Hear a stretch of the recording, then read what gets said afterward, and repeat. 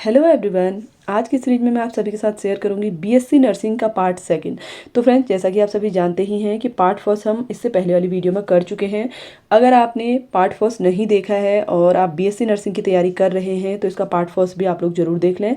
और सेकंड में हम करने वाले हैं, देखिए 51 से लेकर 100 तक के क्वेश्चन। तो किस टाइप के क्वेश्चन आपसे बीएससी नर्सिंग एग्जाम में पूछे जाते हैं, इससे आपको कंप्लीट आइडिया मिल जाएगा। तो इसके लिए आप सीरीज में लास्ट तक बने रहें।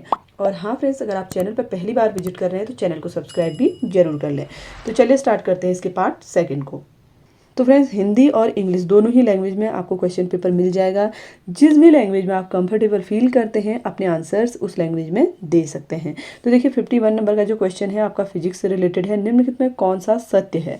देखिए आपको दिया गया है, पहला ऑप्शन है किरचॉफ के नियम के अनुसार जंक्शन की ओर बहने वाली धारा वोल्टेज ड्रॉप के बराबर होती है। ठीक है। सेकेंड है किरचॉफ के नियम के अनुसार जंक्शन की ओर बहने वाली धारा जंक्शन की आर पार प्रतिरोध के बराबर होती है। थर्ड ऑप्शन आपको दिया गया है किरचॉफ के नियम के अनुसार जंक्शन की ओर बहने वाली धारा जंक्शन से निकलने वाली धारा के बराबर होती है। और फोर्थ ऑप्शन है किरचॉफ के नियम के अनुसार किसी जंक्शन की ओर बहने वाली धारा परिपथ के सभी धाराओं के बराबर होती है। तो देखिए इसके लिए जो राइट आंसर है वो है ऑप्शन सी। किरचॉफ के नियम के अनुसार जंक्शन की ओर बहने वाली धारा जो होती है जंक्शन से निकलने वाली धारा के बराबर होती है। ठीक है ना, इक्वल होती है। ठीक है, तो इसके लिए राइट आंसर होगा ऑप्शन सी। क्वेश्चन नंबर 52 है सर्किट का विश्लेषण करने के लिए निम्नलिखित में किसका उपयोग किया जाता है। तो देखिए आपसे पूछा गया है कि सर्किट को अगर एनालाइज करना है तो उसके लिए कौन सा लॉ यूज किया जाएगा। तो इसके लिए देखिए किरचॉफ का नियम प्रयोग किया जाता है। ठीक है, किरचॉफ लॉ यूज किया जाता है। नेक्स्ट क्वेश्चन है प्रतिरोधों के श्रेणी क्रम संयोजन का तुल्य प्रतिरोध कितना है। देखिए ये किस कॉम्बिनेशन में है, सीरीज कॉम्बिनेशन में है। ठीक है, आपको दिया गया है कि सीरीज कॉम्बिनेशन में 3 रेजिस्टर्स हैं।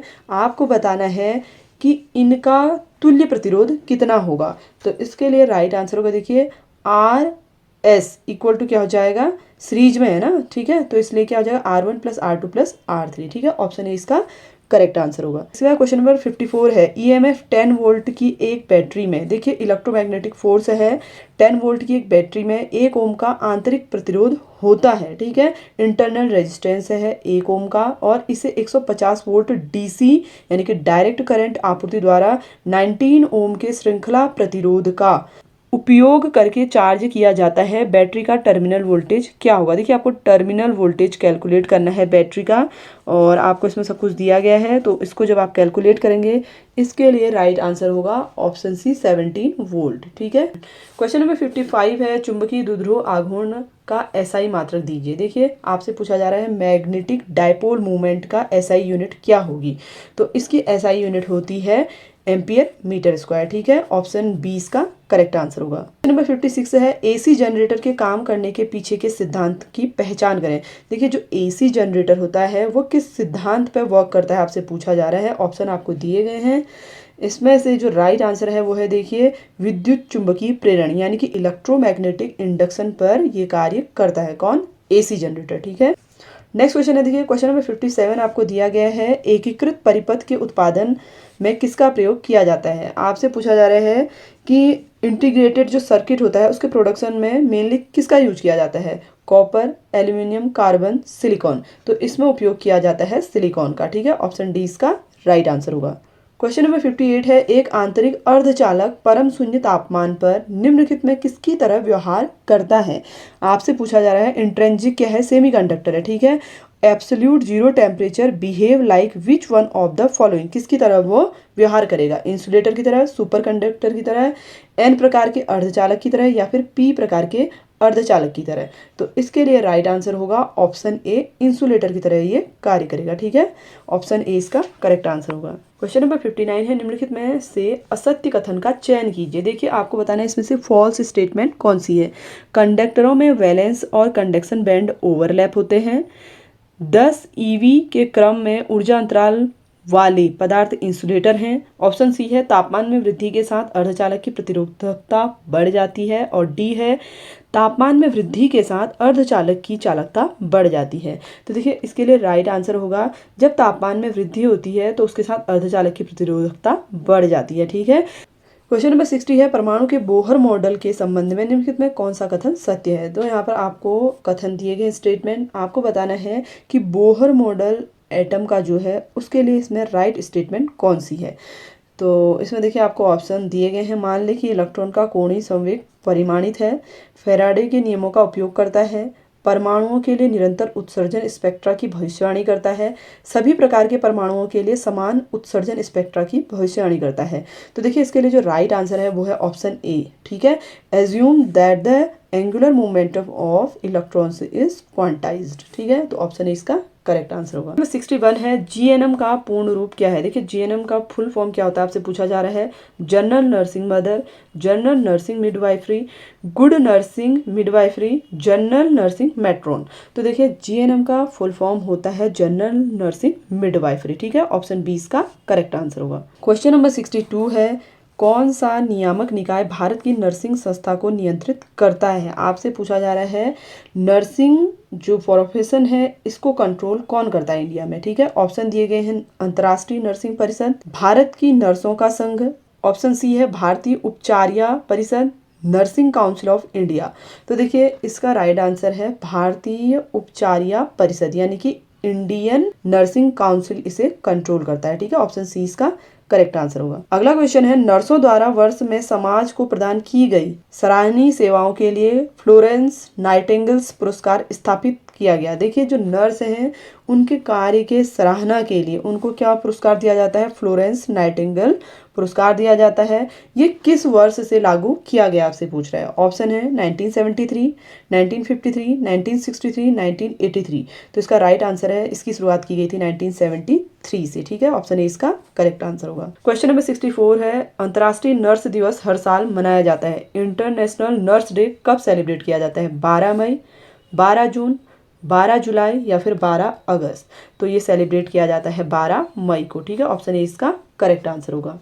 नेक्स्ट क्वेश्चन है, नर्स के कर्तव्य में शामिल है। देखिए जो एक नर्स है उसकी ड्यूटी में इनमें से कौन सी चीज़ इंक्लूड है पूछा जा रहा है आपसे। स्वास्थ्य देखभाल की संपूर्ण जानकारी प्राप्त करें, मरीजों की बात सुने, उनकी शारीरिक और भावात्मक जरूरतों का विश्लेषण करें, रोगियों को परामर्श और स्वास्थ्य देखभाल की शिक्षा प्रदान करें, उपरोक्त सभी। तो देखिए इसके लिए राइट आंसर होगा ऑप्शन डी, ये सभी एक नर्स की प्राइमरी ड्यूटी है। नेक्स्ट क्वेश्चन है, निम्नलिखित में कौन एक अच्छी नर्स की विशेषता नहीं है। देखिए आपसे पूछा जा रहा है गुड नर्स के लिए इनमें से कौन सी विशेषता नहीं होगी। सहानुभूति, देखभाल करने वाला, अति मैत्रीपूर्ण, समयनिष्ठ। तो इसका राइट आंसर होगा ऑप्शन सी, अति मैत्रीपूर्ण, यानी कि ओवर फ्रेंडली होना एक विशेषता नहीं होगा नर्स की। क्वेश्चन नंबर 67 है, देखिए यहाँ पे आपको एक साइन दिया गया है। आपसे पूछा जा रहा है इस साइन का यूज किसको मेंशन करने के लिए किया जाता है, बायोहैजार्ड, केमिकल, फायर, डेड बॉडी। तो इसका प्रयोग किया जाता है, इस ट्रायंगुलर शेप का प्रयोग बायोहैजार्ड के लिए किया जाता है। ठीक है, ऑप्शन ए इसका करेक्ट आंसर होगा। नेक्स्ट क्वेश्चन है, यह चिन्ह दर्शाता है। देखिए यहाँ पे आपको फिर से एक साइन वाला क्वेश्चन पूछा गया है। ये साइन किस चीज़ को रिप्रेजेंट करता है, वाहन रोकने के लिए, कार पार्किंग के लिए, शारीरिक रूप से विकलांग के लिए, शिशु देखभाल के लिए। तो देखिए ये जो साइन है ये शारीरिक रूप से विकलांगों के लिए मेंशन होता है। ठीक है, ऑप्शन सी इसका करेक्ट आंसर होगा। क्वेश्चन नंबर 69 भी देखिए साइंस से रिलेटेड है। आपसे पूछा जा रहा है कि ये किस चीज़ को इंडिकेट करता है। ऑप्शन है महिलाओं की अनुमति नहीं है, गर्भवती महिलाओं की अनुमति नहीं है, गर्भवती महिलाओं के लिए प्रसव कक्ष या फिर प्रभरण कक्ष। तो देखिए ये साइन रिप्रेजेंट करता है कि गर्भवती महिलाओं की अनुमति नहीं है। ठीक है, तो ऑप्शन बी इसका करेक्ट आंसर होगा। अगला क्वेश्चन है, एक्सरे जांच के लिए रोगी को जाना चाहिए। देखिए एक्सरे जांच के लिए रोगी को कहाँ जाना चाहिए कह रहा है, रेडियोलॉजी विभाग के पास, पैथोलॉजी विभाग के पास, औषध विज्ञान विभाग के पास या शल्य चिकित्सा कक्ष में। तो देखिए जो एक्सरे जांच के रोगी होते हैं उनको रेडियोलॉजी विभाग में जाना चाहिए। ठीक है, ऑप्शन ए इसका करेक्ट आंसर होगा। क्वेश्चन नंबर 71 है, नियमित रक्त परीक्षण के लिए रोगी को अवश्य जाना चाहिए। देखिए जो रूटीन ब्लड टेस्ट एग्जामिनेशन होता है पेशेंट का, उसके लिए उसे किसके पास जाना चाहिए, रेडियोलॉजी के पास, पैथोलॉजी के पास, हड्डी रोग विभाग के पास या फिर निश्चेतना विभाग के पास। तो देखिए जो भी रूटीन चेकअप होते हैं वो आपके पैथोलॉजी में आते हैं। ठीक है, तो ऑप्शन बी इसका करेक्ट आंसर होगा। क्वेश्चन नंबर 72 है, बीपी किस यंत्र से मापा जाता है। तो बीपी को किस इंस्ट्रूमेंट से मेजर किया जाता है आपसे पूछ रहा है, तो इसके लिए राइट आंसर है देखिए स्फिग्मी मैनोमीटर से किया जाता है, ठीक है। ऑप्शन ए ही इसका राइट आंसर होगा। क्वेश्चन नंबर 73 है दिल और फेफड़ों द्वारा की गई आवाज़ों को सुनने के लिए इस्तेमाल किया जाने वाला यंत्र है। तो आपसे पूछा गया है किस इंस्ट्रूमेंट द्वारा हार्ट और लंग्स की साउंड को सुना जाता है। Stethoscope, sphygmomanometer, thermometer, electrocardiograph. तो देखिए दिल और फेफड़ों की आवाज़ सुनने के लिए स्टेथोस्कोप का यूज किया जाता है। आपने नोटिस भी किया होगा अगर आप कभी डॉक्टर के पास गए होंगे तो वो एक गले में अपना टाँके रहते हैं ना, तो जिनको दोनों कान में भी लगाते हैं और पेशेंट के एक साइड से वो पेशेंट को टच करते हैं उससे, तो वो क्या होता है स्टेथोस्कोप होता है, ठीक है। ऑप्शन जो ए होगा इसका करेक्ट आंसर होगा। क्वेश्चन नंबर 74 है वह विभाग जहां से अस्पताल में दवाएं वितरित की जाती है क्या कहलाता है। तो आपसे पूछ रहा है उस डिपार्टमेंट को क्या कहते हैं जहां से दवाइयों का वितरण होता है। मेडिकल स्टोर, फार्मेसी, भौतिक चिकित्सा, प्राथमिक चिकित्सा कक्ष। तो उसे बोला जाता है फार्मेसी, ठीक है। ऑप्शन 20 का करेक्ट आंसर होगा। क्वेश्चन नंबर 75 है सीएमओ का अर्थ है। देखिए सीएमओ का मीनिंग क्या होता है, आपको फुल फॉर्म इसकी बतानी है। ऑप्शन है मुख्य चिकित्सा अधिकारी, सामुदायिक चिकित्सा अधिकारी, सक्षम चिकित्सा अधिकारी, सामान्य चिकित्सा अधिकारी। तो जो सीएमओ होता है उसकी फुल फॉर्म होती है मुख्य चिकित्सा अधिकारी, यानी कि चीफ मेडिकल ऑफिसर जो होता है उसे सीएमओ बोला जाता है, ठीक है। तो इसकी फुल फॉर्म क्या है, चीफ मेडिकल ऑफिसर। तो ऑप्शन है इसका करेक्ट आंसर होगा। क्वेश्चन नंबर 76 है केमिकल से जलने पर आप क्या करते हैं। देखिए अगर आप केमिकल से बर्न होते हैं तो उस सिचुएशन में क्या करना चाहिए। पानी से धोएं, सुखाएं और ढक दें, बड़ी मात्रा में पानी से धोएं और ढक दें, बड़ी मात्रा में गर्म पानी से धोएं जब तक कोई मदद ना आए, बड़ी मात्रा में ठंडे पानी से धोएं जब तक कोई मदद ना आए। तो देखिए अगर केमिकल से जल जाता है तो ऐसी स्थिति में आपको क्या करना है, बार बार पानी से धोना चाहिए जब तक कि कोई आपको हेल्प ना मिले, ठीक है। तो ऑप्शन डी इसका करेक्ट आंसर होगा। नेक्स्ट क्वेश्चन है बाहरी रक्तस्राव की देखभाल करते समय आपको सबसे पहले क्या करना चाहिए। देखिए अगर एक्सटर्नल ब्लीडिंग हो रही है तो उस सिचुएशन में सबसे पहले आपको क्या करना है, चोट को ऊपर उठाएं, सीधा दबाव लागू करें, ढीली ड्रेसिंग लगाएं, एक टूर्निकेट लगाएं। तो देखिए अगर एक्सटर्नल ब्लीडिंग हो रही हो तो इस सिचुएशन में आपको क्या करना है, प्रेशर देना है, ठीक है, सीधा दबाव लागू करना है। तो ऑप्शन 20 का करेक्ट आंसर होगा। क्वेश्चन नंबर 78 है किसी ऐसे व्यक्ति के लिए जिसको बिजली के जलने का संदेह है सबसे पहले आपको क्या करना चाहिए। तो देखिए अगर आपको थोड़ा सा भी ये सस्पेक्ट है कि कोई पर्सन इलेक्ट्रिसिटी से जल सकता है या उसे करंट लग सकता है तो ऐसी सिचुएशन में आपको क्या करना होगा। तो आपको सबसे पहले देखिए ऑप्शन दिए गए हैं, श्वास और नाड़ी की जांच करें, यह जांच लें कि क्या बिजली बंद है, गंभीर रक्तस्राव की जांच करें, झटके की जांच करें। तो सबसे पहला काम आपका क्या होगा, आपको यहाँ पे सबसे पहले इलेक्ट्रिसिटी को टर्न ऑफ करना होगा, यानी कि बिजली को बंद करना होगा, ठीक है। तो ऑप्शन 20 का करेक्ट आंसर होगा। क्वेश्चन नंबर 79 है आपातकालीन स्थितियों में लोगों को दूसरों की मदद करने के लिए प्रोत्साहित करने के लिए। देखिए जब आपातकाल की स्थिति होती है ऐसी सिचुएशन में दूसरों को मदद करने के लिए प्रोत्साहित करना का एक कानून बनाया गया है, ठीक है। ज़्यादातर राज्यों में इसे लागू किया गया है, जो एक बचावकर्ता के रूप में आप पर मुकदमा होने पर रक्षा करता है आपकी। तो इस लॉ को क्या कहा जाता है, goodwill law, fast and no fault law, good Samaritan law. ऐसा कोई कानून नहीं है। तो देखिए इस लॉ को बोला जाता है गुड स्मार्टन लॉ, ठीक है। ऑप्शन सी इसका करेक्ट आंसर होगा। क्वेश्चन नंबर 80 है वैश्विक हाथ धुलाई दिवस मनाया जाता है। देखिए ग्लोबल हैंड वॉशिंग डे कब सेलिब्रेट किया जाता है, पूछ रहा है। 15 अक्टूबर, 25 अक्टूबर को, 5 अक्टूबर को या फिर 5 नवंबर को।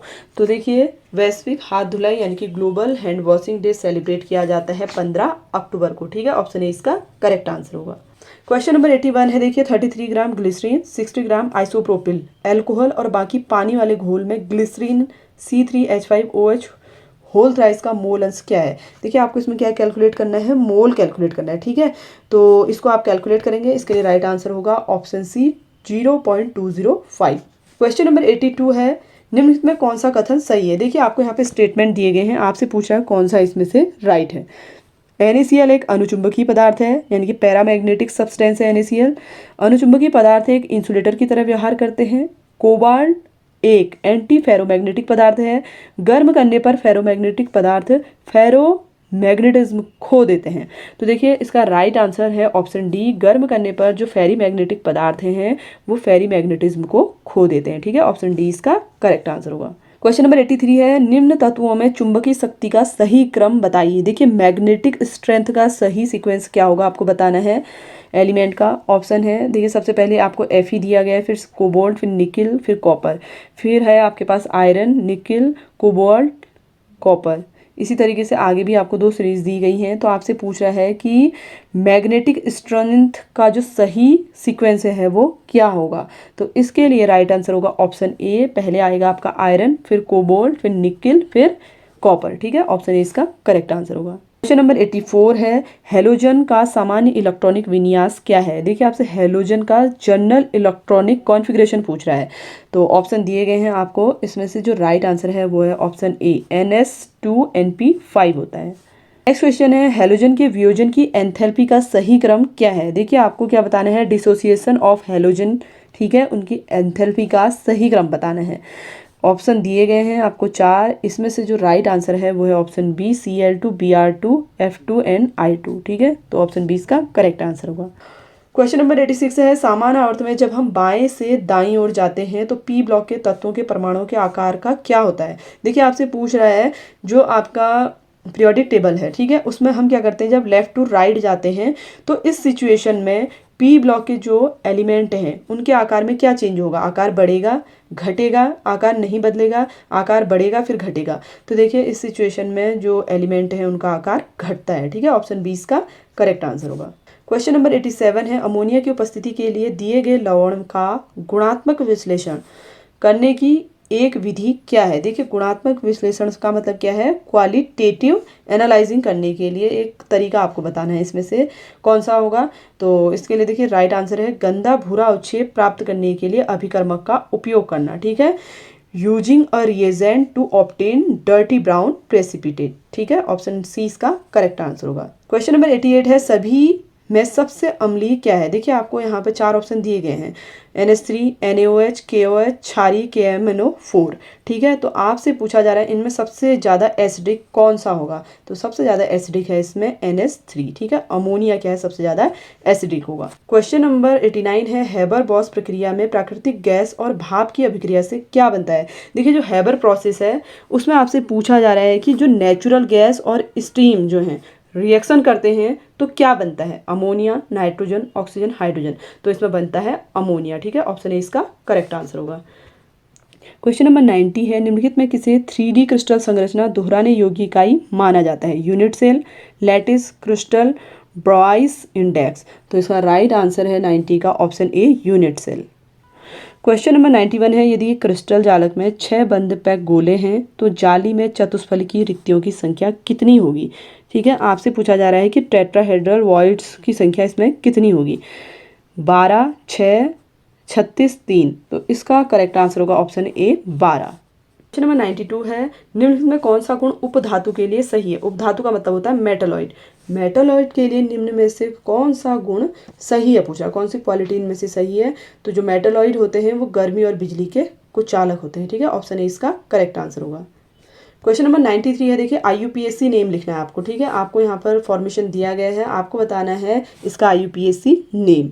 तो आपको नंबरिंग करनी इसके आती होगी। तो इसके लिए राइट आंसर होगा देखिए ऑप्शन सी, 1 ब्रोमो बट 2 इन। ठीक है, तो ऑप्शन सी इसका करेक्ट आंसर होगा। क्वेश्चन नंबर 94 है, निम्नलिखित में किस यौगिक में एलिलिक कार्बन होता है। तो आपको यहाँ पर यौगिक दिए गए हैं अलग अलग, इनमें से एलिलिक कार्बन होगा ए में। ठीक है, इसमें क्या होगा, एलिलिक कार्बन होगा। क्वेश्चन नंबर 95 है, निम्नलिखित यौगिक यानी कि कंपाउंड दिया गया है आपको, इसमें आपको C एटम का क्या बताना है, नेचर बताना है। ठीक है, ऑप्शन है यहाँ पे sp2 हाइब्रिडाइजेशन है, एलिलिक है, बेंजाइलिक है या विनाइलिक है। तो देखिए इसका राइट आंसर होगा 95 का ऑप्शन सी, बेंजाइलिक होगा। ठीक है, ऑप्शन सी इसका करेक्ट आंसर होगा।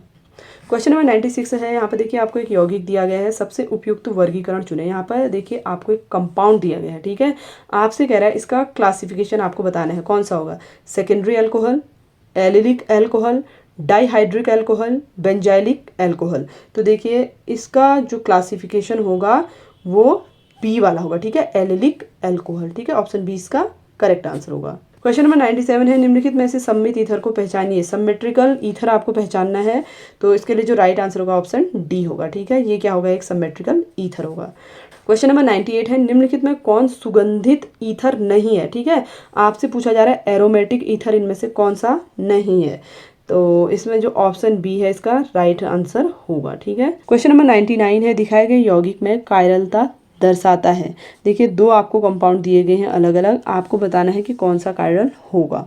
तो इसमें देखिए ऑप्शन सी ए कायरल है और बी क्या होगा, अकायरल होगा। ठीक है, ऑप्शन सी इसका करेक्ट आंसर होगा। क्वेश्चन नंबर 100 है, 1-क्लोरोब्यूटेन को अल्कोहलिक KOH के साथ गर्म करने पर क्या मिलेगा। देखिए, जब आप 1-क्लोरोब्यूटेन को अल्कोहलिक KOH, ठीक है, पोटेशियम हाइड्रोक्साइड के साथ क्या करते हैं, गर्म करते हैं, कह रहा है, तो आपको क्या मिलेगा, तो आपको इसमें मिलेगा बीटा कार्बन परमाणु से हाइड्रोजन का निष्कासन। ठीक है, ऑप्शन बी इसका करेक्ट आंसर होगा। तो फ्रेंड्स, ये तो थे BSc नर्सिंग से जुड़े हुए 50 मोस्ट इंपॉर्टेंट क्वेश्चन जो आज के इस पार्ट में मैंने शेयर किए। अगर आपको वीडियो थोड़ा भी हेल्पफुल लगा हो तो वीडियो को लाइक शेयर जरूर करें और इस तरीके की सीरीज के लिए चैनल को सब्सक्राइब भी जरूर कर लें।